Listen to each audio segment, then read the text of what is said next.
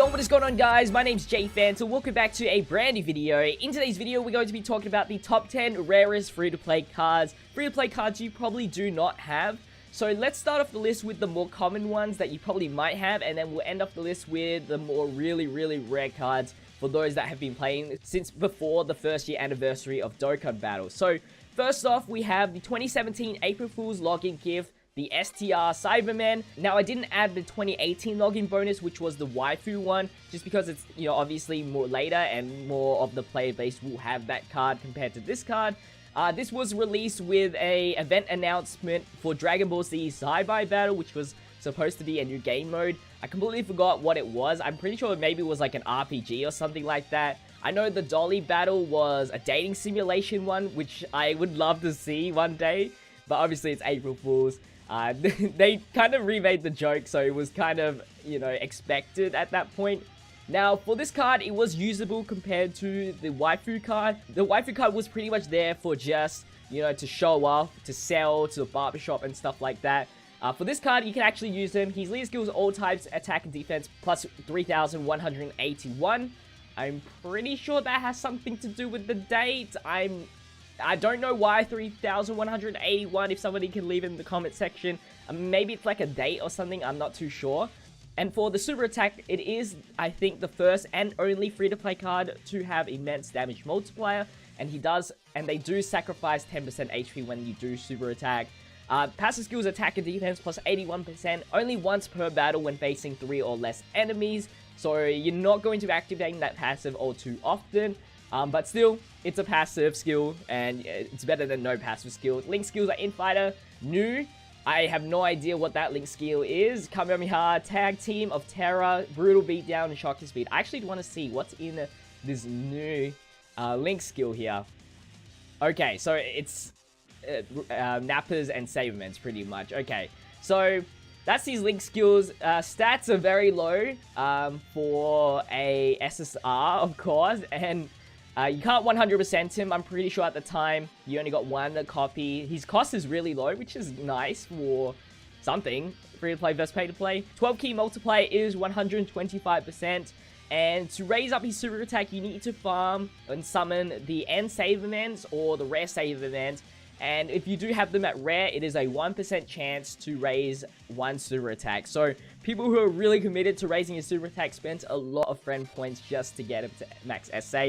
If you do have a max SA, let me know in the comment section. See how dedicated you guys are to your character box. 3,181 is said to similar to Saibai if pronounced in Japanese. Oh, okay, cool. Alright, you don't need to tell me about the lead skill now. So, that is the first card here. So, let's get into the second card, which is the Wounded Honor Yamcha. And he is an April Fool's 2016 card. Instead of a login bonus, there was a specific event for this Yamcha where you could farm. I think you got the Yamchas from missions, which you had to do the actual event to complete those missions. So, you weren't able to, you know, keep farming this Yamcha. I think you were able to get a maximum of 5 copies. For dupes, that's why people saved them for dupes to 100% them. I know a few people that did that. His leader skills, all types attack, minus 1,000. Obviously, it's an April Fool's card, so you're not supposed to take the card seriously. 1 cost. He is a TUR and Super AGL, causes huge damage to the enemy. Attack reduced to 0 at the start of the turn, so he's not really doing any damage. Z5's Rival Duo, Turtle School, Speedy Retribution, and Infighter, you know, common links for Yamcha. And pretty much, there's not really much to talk about this card, other than he's just a troll card.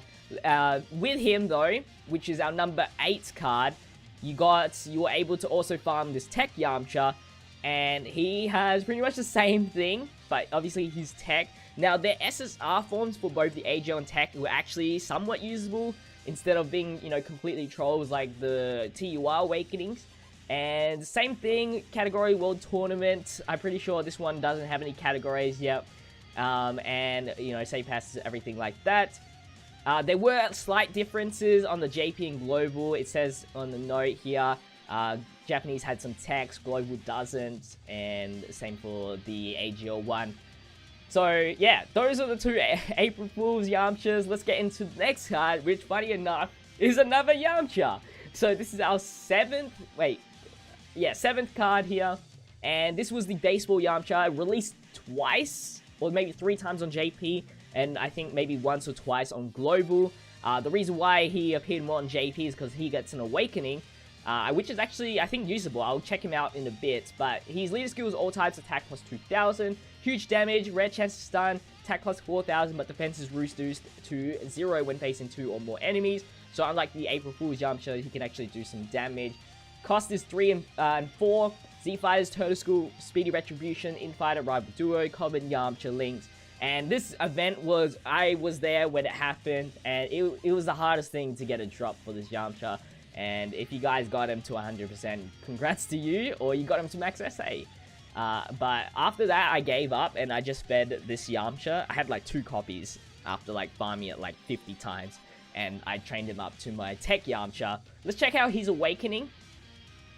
So for his Awakening, this is just JP exclusive, all types attack plus 2500, top cost is 7, extreme damage this time, and rare chance to stun when facing 2 or more enemies. So he gets an increase of 1000 extra attack, he gets Shattering the Limit as the link, and it looks pretty much the exact same after that. So just, you know, collector's purposes, let me know if you guys have this card. But let's move on to the 6th card, which we are starting with the Strike Kebede Kai, or Kebede, not Kai. He is a strike card without a super strike event. He was one of the few who didn't get the Awakening, and now his event is discontinued, so you cannot farm this card. I don't know when this released exactly, maybe around 2016, 2015. I think it may have released like 3 times on Global. I don't really know. I only started really playing Dokkan after the 1 year, so I don't know if he was released quite a few times before the 1 year anniversary. But this was back when strike events, super strike events didn't release every single day for their specific type day. This was when, if there was a celebration or something like that, they would release, you know, strike events for that certain celebration, depending on the saga or something like that, if it relates to the Dokkan events. For his lead skill, it's STR types, HP and attack plus 30%. If he did get an Awakening, he's had some potential of being a mini STR lead, which would be pretty cool to see. Super attack is huge damage, and allies attack plus 15% for 1 turn, which is still pretty good. You know, the supportive type super attack is still relevant to this day. Obviously, he gets an Awakening, it could be pretty nice. Recovers 5% HP at the start of the turn. World Tournament, Reborn, Gentleman, Master of Magic, Supreme Power, Golden Z Fighter. He's got 3 categories: World Tournament, Majin Buu Saga, and Batara. Obviously, you cannot 100% him. He is just an SR card. And 130% to 12 key multiply. Nothing more to say about this card. So let's get into, what is it, the 5th card on this list, which is the last strike card we have for this list, which is Piccolo Jr. He is a physical types key plus 3, another discontinued strike event. Huge damage to the enemy, rare chance to stun all the enemies, which is a 4% chance to stun all the enemies for 1 turn, which is actually really low. I remember having this guy on my old Dokkan account. I remember farming him to SA10 and everything. He has big bad bosses, which is nice. Bombardment, Tough as Nails, Demon, Strength in Unity, categories as World Tournament, and Namekians. You could run this guy on the Namekian team. It would be pretty nice. He is an extreme physical 9 and 14 cost. 12 key multiplier is 130%. So yeah, Awakenings, I would see him being another mini, you know, physical leader, but we already have Fat Gotenks, so he was kind of irrelevant. I don't know the reason why they discontinue it. It's just such a mystery, because they have some potential of becoming pretty good Super Strike cards, but they just didn't want to. Maybe Piccolo Jr. wasn't picked because there's already a Piccolo. I'm not too sure. So moving on to our 7th card, the 4th last card, we have the last instant transmission, Super Saiyan Goku, aka Bye Guys Goku.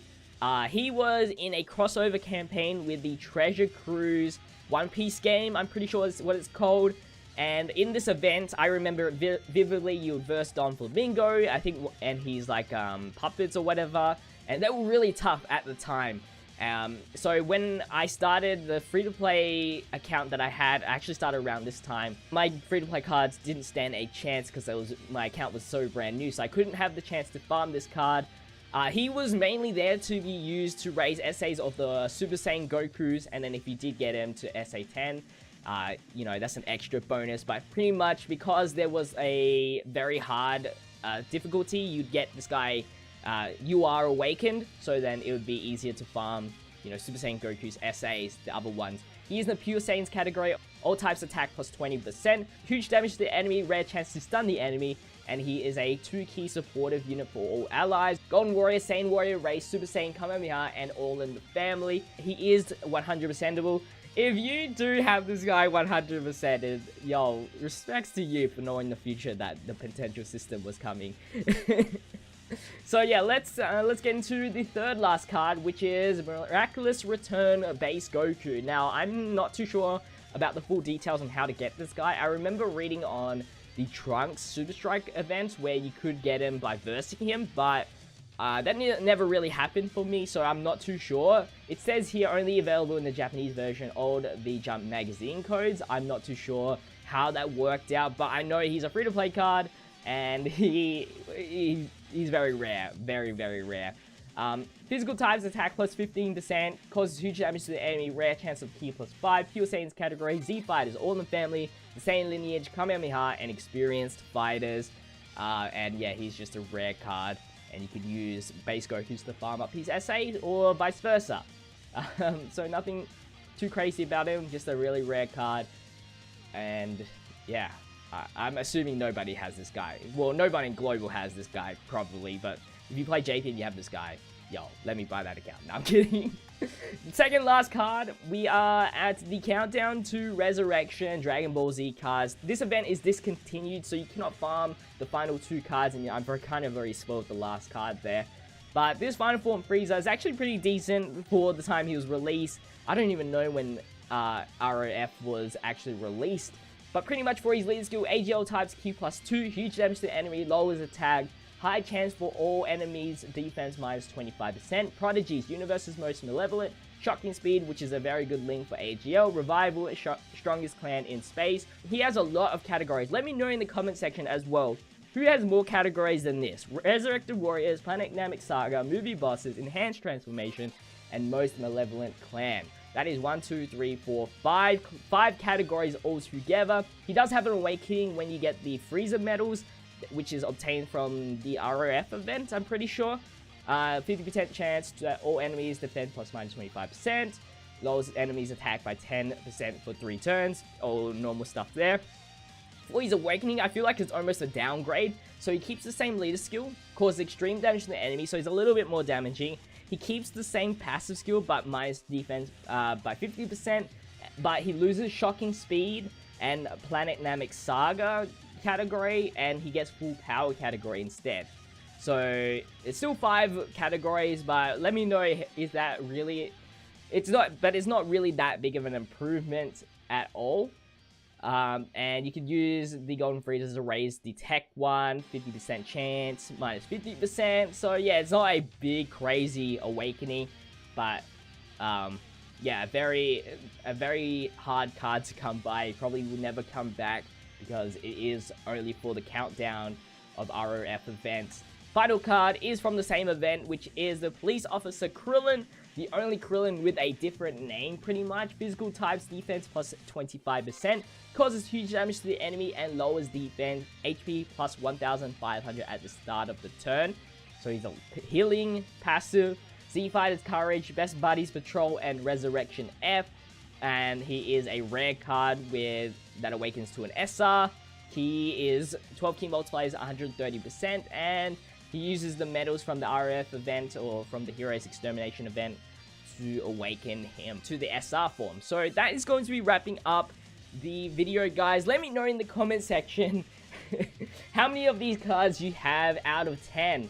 But anyway, guys, if you did enjoy this video, make sure you leave a like, comment, and subscribe if you haven't already. Share this video around, but as always, thank you guys for watching. It's been JPhanta, and I'll see you guys in the next video. Stay fizzy, peace out.